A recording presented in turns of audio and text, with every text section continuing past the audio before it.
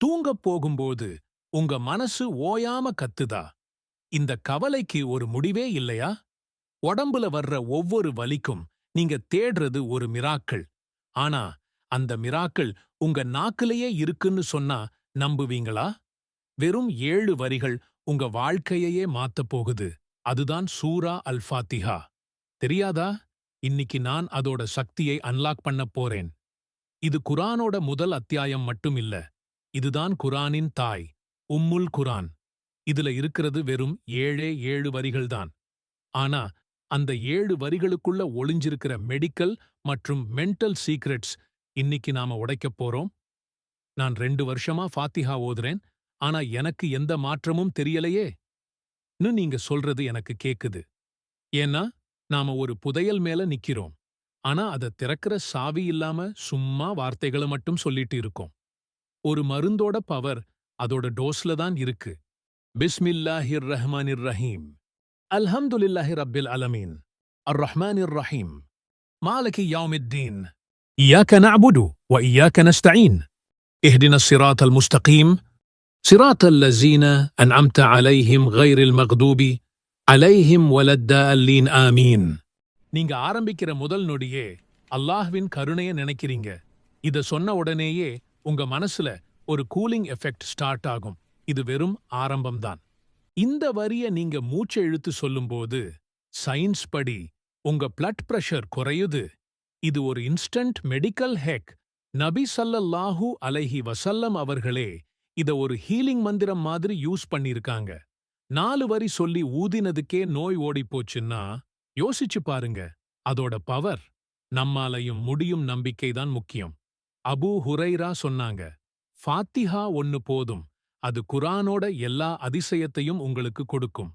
So இனிமே நீங்க ஃபாத்திஹா ஓதும்போது முதல்ல அதோட அர்த்தத்தை உங்க மனசுக்குள்ள கொண்டு வாங்க. ஒவ்வொரு வார்த்தையையும் நிதானமா சொல்லுங்க. இது ஒரு பிரெயின் ரிலாக்சிங் டெக்னிக். ஒரு நாளைக்கு குறைஞ்சது 7 தடவை ஓதுங்க. நோய் வர்றதுக்கு முன்னாடி தடுக்கிறது தான் பெஸ்ட். நான் உங்களுக்கு ஒரு சேலஞ்ச் தர்றேன். இப்பவே ஒரு தடவை ஃபாத்திஹாவ மனசார ஓதிட்டு கமெண்ட்ஸ்ல ஆமீன்னு டைப் பண்ணுங்க. இன்னைக்கு நீங்க காலையில எழுந்து அடுத்த மாசம் ரூம் ரெண்ட் எப்படி கட்டப் போறேன் என்று மூச்சு வாங்கிட்டு இருக்கீங்களா? 30 செகண்ட்ஸ் நிறுத்துங்க. ஒரு குர்ஆன் வசனத்தை சொல்லிடுறேன்.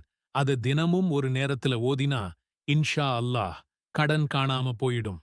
கொஞ்சம் கடைசியா கேளுங்க. வீட்டு loan, bike loan, salary advance எதுவா இருந்தாலும் வட்டி மட்டும் தலையில ஏறிட்டு நிக்கும்.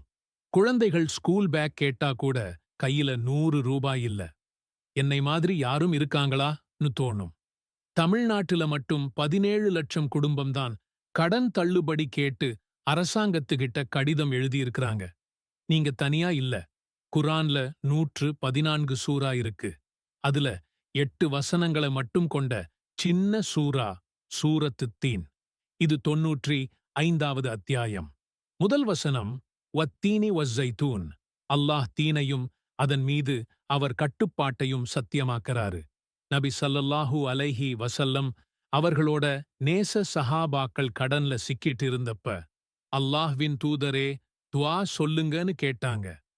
நபி ஸல்லல்லாஹு அலைஹி வஸல்லம் சொன்னாரு, ஃபஜ்ருக்கு அப்புறம் அத்தீனை 7 தடவை ஓதுங்க. அவங்க அப்படியே செஞ்சாங்க. வருஷம் முடிவறதுக்குள்ள எல்லா கடனும் போச்சு. நேரம் காலை 4:45 முதல் 5 மணி முடியும். 2 ரக்கத் நபில் தொழுங்கள். சூரத்து தீன் ஓதுங்க. அத்தியின் மீதும் ஒலிவத்தின் ஜைத்தூன் மீதும் சத்தியமாக சினாய் மலையின் மீதும் சத்தியமாக மேலும் அபயமளிக்கும் இந்த மக்கமா நகரத்தின் மீதும் சத்தியமாக திடமாக நாம் மனிதனை மிகவும் அழகிய அமைப்பில் படைத்தோம். பின்னர் அவன் செயல்களின் காரணமாக அவனை தாழ்ந்தவர்களில் மிக்க தாழ்ந்தவனாக்கினோம்.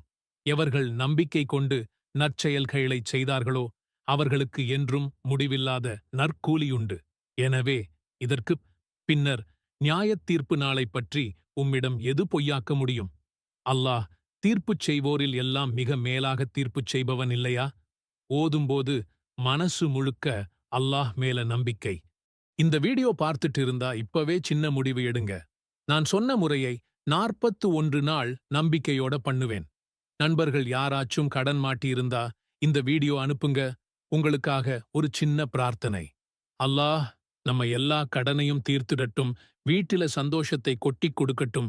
நாம எல்லாரும் கஷ்டப்பட்டாலும் நம்பிக்கையோட நிம்மதியா முடிவடையணும். ஆமீன். ஒவ்வொரு இரவும் நம்ம வாழ்க்கையோட மிகப்பெரிய ஒரு பிரீட்சையிலிருந்து, அதாவது மரணத்திற்கு பின் வரும் சோதனையிலிருந்து நம்மள பாதுகாக்க ஒரு விஷயம் இருக்குன்னு சொன்னா நம்புவீங்களா? அதுதான் 30 வசனங்கள் கொண்ட சூரத்துல் முல்க்.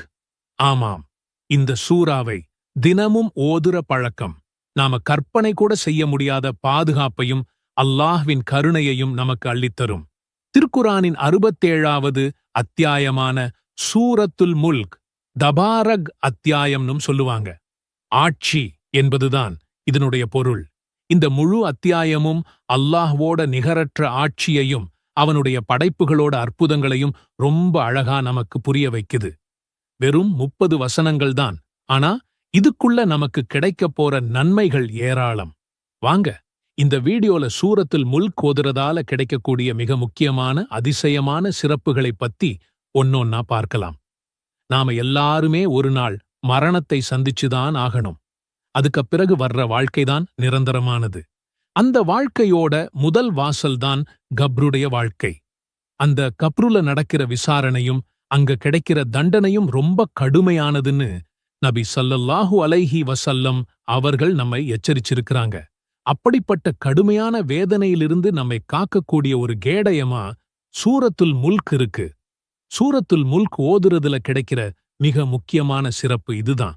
யார் ஒவ்வொரு இரவும் தவறாம தபாரக்கல்லதி பியதிஹில் முல்கு வஹுவ அலா குல்லி ஷைஇன் கதீர் தொடங்குற இந்த சூறாவை ஓதிட்டு வர்றாரோ அவரை அல்லாஹ் கப்ருடைய வேதனையிலிருந்து பாதுகாப்பான்னு நபி ஸல்லல்லாஹு அலைஹி வஸல்லம் அவர்கள் சொல்லியிருக்காங்க. அப்துல்லாஹ் இப்னு மஸ்ஊத் அவர்கள் சொல்றாங்க, ஒரு மனிதர் இறந்ததும் வேதனை செய்யக்கூடிய வானவர்கள் அவரிடம் வருவாங்க. அப்போ சூரத்துல் முல்க் அவங்களுக்கு முன்னாடி வந்து நின்று, நீங்க இவர்கிட்ட வர முடியாது, ஏன்னா அவர் ஒவ்வொரு இரவும் என்னை ஓதிட்டு இருந்தார்னு சொல்லி தடுக்கும். நபித்தோழர்கள் இந்த சூறாவை அல்மானியா, அதாவது தடுக்கக்கூடியதுன்னு அழைப்பாங்க. யோசிச்சு பாருங்க, அந்த இருட்டான கப்ருல நமக்காக வாதாடவும் நம்மளை பாதுகாக்கவும் இந்த சூரா ஒரு பாதுகாவலனாக வந்து நிக்கும். இந்த சூறாவோட இன்னொரு அற்புதம் என்னன்னா, இது மறுமை நாள்ல நமக்காக அல்லாஹ் கிட்ட சிபாரிசு செய்யும். நபி ஸல்லல்லாஹு அலைஹி வஸல்லம் அவர்கள் சொன்னாங்க, நிச்சயமாக குரானில் 30 வசனங்கள் கொண்ட ஒரு சூரா இருக்கிறது. அது ஒரு மனிதனுக்காக அவர் மன்னிக்கப்படும் வரை பரிந்துரை செய்யும். அது தபாரக் அத்தியாயமாகும். நம்முடைய பாவங்களால நாம நிற்கிறப்போ இந்த சூரா ஒரு உற்ற நண்பனைப் போல நமக்காக வாதாடி அல்லாஹ்வின் மன்னிப்பை பெற்றுத் தர்ற வரைக்கும் ஓயாது.